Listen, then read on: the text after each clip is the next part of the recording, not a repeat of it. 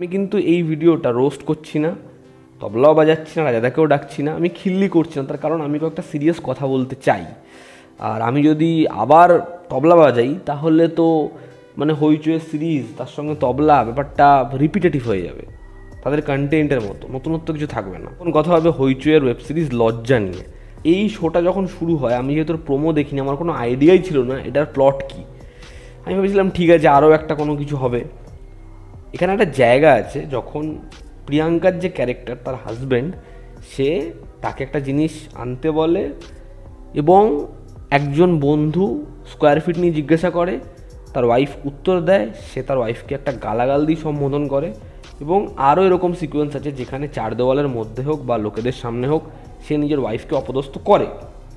এবার এই ক্যারেক্টারটাকে যেরকমভাবে দেখিয়েছে, যেভাবে ওই পার্টিকুলার ফার্স্ট সিনটা আসে, ওটা কিন্তু দেখে আমার একটা পয়েন্টে, জাস্ট একটা পয়েন্টে মানে মনে হয় এটা আমি দেখেছি। এবং আমি বলছি, তার নাম আমি এই ভিডিওতে বলতে পারবো না। আমাদের একটা ইভেন্ট ছিল মানে আমার মামা বাড়িতে, সেখানে উনি এসেছিলেন, আমাদের এক দূরের আত্মীয়, এবং তিনিও কিন্তু এরকম ধরনের একটা অ্যাক্টিভিটি করেছিলেন। ফলে এরকম ধরনের লোককে আমার দেখা, তো জিনিসটা মানে এটা কিন্তু সমাজে হয়, এমন না যে এটা সমাজে হয় না। এটাকে তারা লাউড করে দেখাচ্ছে, অবশ্যই লাউড করে দেখাচ্ছে, তবে এটা কিন্তু সমাজে এক্সিস্ট করে। এবার বিষয়টা হচ্ছে, কেন এরকম ধরনের কমেন্ট্রি বা এরকম ধরনের ছবি যদি আজকে মালায়ালাম ইন্ডাস্ট্রিতে হয়, বা আমাদের এখানে কোনো ভালো ডিরেক্টর বানালো, ভালো রাইটার লিখলো, সেটাকে আমি বেশি সাপোর্ট করি। একটা হিন্দির রাইটার লিখলো বা আজকে হিন্দিতে এই কাজটাই অনুভব সিনহা করলো, ঠিক আছে, আমি সেটাকে, বা কিরণ রাও করলো, আমি সেটাকে মানে অনেক বেশি সাপোর্ট করব, দেখতে যাব, দেখতে চাইবো। অডিয়েন্স এটা বুঝুন। বা আজকে এই জিনিসটাই একটা ভালো বাংলার রাইটার, বাংলার একটা ভালো ডিরেক্টর দেখালো, সেটা অনেক বেশি প্রমিনেন্ট হবে। তার কারণ তাদের কিন্তু এই যে দেখানোর যে দিকটা না, সেটা অনেক বেশি জেনুইন। এখানে যেটা দেখাচ্ছে সেটা কিন্তু আপনাকে গুলে লেবু দিয়ে খাইয়ে দিচ্ছে। এবার খুব ভালো করে ভাবুন যে তাদের উত্তরণ হোক বা তাদের সম্পূর্ণ হোক, ইন্দু হোক, বোধন হোক, এই যতগুলো সিরিজের নাম আমি বললাম, মানে আরও 4-5টা নাম আমি মিস করেছি আমি জানি, এই প্রত্যেকটা শো এমনভাবে শেষ হয় যে গল্পটা সবে বলা শুরু হলো, এখনও অনেকটা গল্প বলা বাকি, সেটা বলা হবে আবার 6 মাস পরে। এবং আলটিমেটলি এরা হচ্ছে বৌমা ইউনিভার্সের পার্ট, ঠিক আছে। এদেরকে নিয়ে হইচই একটা ইউনিভার্স প্ল্যান করছে, যেখানে সম্পূর্ণ এসে এদের বাঁচাবে কোর্টে এবং ইন্দু এসে এদের গোয়েন্দাগিরি শেখাবে। এটা হচ্ছে হইচইয়ের মোটো। কারণ এই সম্পূর্ণ থেকে শুরু করে যতগুলো শোয়ের নাম আমি বললাম, একটা সিরিজে এই যে প্রবলেমগুলো এই মহিলারা ফেস করছে, এটাকে দারুণভাবে জম্পেশ করে বানিয়ে একটা ব্যাপক শো বানানো যেত, যেটা একটা দারুণ স্ট্যাটাস পেত, যেটা লোকে দেখতো, কথা বলতো, থাপ্পড়ের মতো আলোচনা হতো, পিঙ্কের মতো কথা হতো। কিন্তু না, আমরা এটাকে গ্যাদ গ্যাদে করবো, আমরা এটাকে নাটক করব, এবং আমরা প্রত্যেক 2 মাস অন্তর অন্তর আনবো। জিনিসটা কি মানে, আর জিনিসটার মধ্যে কি আছে? এই যে একটা প্রবলেম, এটা কিন্তু সমাজে হয়, কিন্তু এটাকে দেখাচ্ছে কিভাবে? এটাকে দেখাচ্ছে হচ্ছে স্যাচুরেটেড করে, এটাকে দেখাচ্ছে হচ্ছে গ্যাদ গ্যাদে করে। এবং এখানে কয়েকটা মানে এরকমভাবে সমস্যা আছে। দেখুন, এই শোটায় প্রত্যেকটা সিরিজে এরকম একটা ক্যারেক্টার থাকবে যারা হবে মাসিহা, যারা এদের জীবনে আসবে, এদেরকে রক্ষা করবে।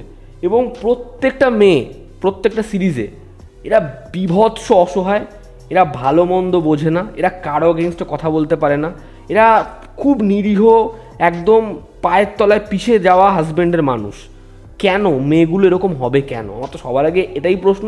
এবং প্রত্যেকটা সিরিজের প্রোটাগনিস্ট এরকম হবে কেন? মানে এটা খুব মানে অদ্ভুত একটা ব্যাপার যে রাইটাররা আর কিছু লিখতে পারছে না, এই জন্য সবকটা মেয়েকে এরকম বানাচ্ছে। আমি কিন্তু বলছি সমাজে এরকম ধরনের ঘটনা ঘটছে, কিন্তু এখানে যেরকমভাবে জিনিসটাকে দেখাচ্ছে সেটা খুব প্যাথেটিক, খুব প্যাথেটিক। এখানে একটা দাদাকে দেখাচ্ছে, সেই দাদা বলছে যে আমাদের ঘাড়ে গছিয়ে দিচ্ছে। দাদার সঙ্গে বৌদিকে দেখাচ্ছে, বৌদি আবার বলছে যে গছিয়ে দিচ্ছে বলছো। গল্পের চরিত্র যদি ইন্ডিপেন্ডেন্ট কোনো মেয়ে হয় তাহলে সে প্রোটাগনিস্টকে সাপোর্ট করবে, যদি ইন্ডিপেন্ডেন্ট মেয়ে না হয়, মহিলা না হয়, তাহলে সাপোর্ট করবে না। এই যে স্ট্রাকচার রাইটিংয়ের, এটা খুব প্যাথেটিক, মানে খুব বাজে এটা। দ্বিতীয়ত এখানে মা মেয়ের সম্পর্ক সেটাকে যেরকমভাবে দেখিয়েছে খুব বাজে। এখানে এই যে মানে যিনি এখানে হাজব্যান্ডের চরিত্র অভিনয় করেছেন তাকে দিয়ে খালি খিস্তি দিয়ে গেছে। একটা ইম্প্যাক্ট ফেলা সিকোয়েন্সের পর মানে অজস্র খিস্তি, দরকার নেই সেখানেও খিস্তি। এখানে যখন আরেকটা ক্যারেক্টারকে এনেছে তাকে যখন দেখিয়েছে সে একজন লয়ার, আমি তখনই বুঝে গেছি এই কেস কোর্টে উঠবে এবং শো শেষ হবে না, কারণ সবে তো 4 নম্বর এপিসোড, শেষ হবে কী করে? ক্যারেক্টারের একটা হরিফাইং পাস্ট থাকবে ছোটোবেলা থেকে। কেন ভাই? তার সাথে তার হাজব্যান্ড এরকম ধরনের অন্যায় করছে, এটার সাথে পাস্টের কী লিঙ্ক? এবং সেটা তুমি এখানে ক্লিয়ারও করছো না, তাহলে দেখাচ্ছ কেন? সম্পূর্ণায় পাস্ট থাকবে, এখানে পাস্ট থাকবে, মানে একটা টেমপ্লেট এরা দেখেছে, সেটা ক্র্যাক হয়েছে এবং অডিয়েন্সের দোষ আছে ভাই। মানে অডিয়েন্স এই কাজগুলোকে গিলে গিলে মিলিয়নের পর মিলিয়ন ভিউজ দিয়ে সেই জায়গাটা দেখিয়ে দিয়েছে যে হ্যাঁ কাজ খারাপ হোক, বলবো কাজ খারাপ, কিন্তু দেখেও নেব। আমার রিকোয়েস্ট, আপনি আমাকে চ্যালেঞ্জ করার জন্য এই শোটা দেখতে বসুন শোটা, এবং আপনার মনে হবে শোটার প্রথম 2 থেকে 3 মিনিট দেখার পর যে এখানে না প্রিয়াঙ্কার বোধহয় নতুন বিয়ে হয়েছে। যদি আপনি এই শোর প্রোমো না দেখে থাকেন, আপনার 15 মিনিট পরও মনে হবে নতুনই তো বিয়ে হয়েছে, বোধহয় শোটায় ভুল তথ্য দেওয়া হচ্ছে।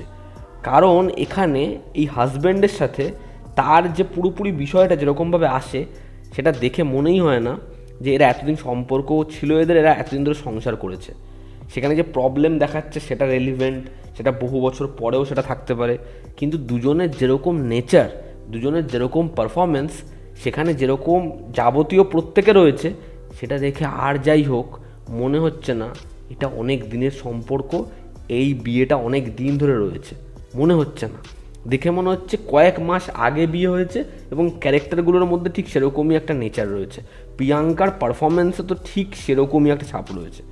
তো ওভারঅল এই শোটা খুব প্যাথেটিক রাইটিং এবং খুব বাজে পরিচালনা, খুব বাজে উদ্দেশ্যের জন্য এই শোটা শেষ হয়েছে। কারণ যদি মোটিভ এটা থাকে যে এরকম ধরনের সমস্যায় মহিলারা পড়ছে এবং এটা দেখাবো, এটাকে অনেস্টির সাথে দেখাবো, তাহলে আজকে বাংলা থেকে একটা জলসা আসতে পারতো, একটা ডার্লিংস আসতে পারতো, একটা পিঙ্ক আসতে পারতো, একটা মম আসতে পারতো, একটা শেরনি আসতে পারতো, একটা লাপাতা লেডিস আসতে পারতো। আসেনি। তার বদলে কি আসছে?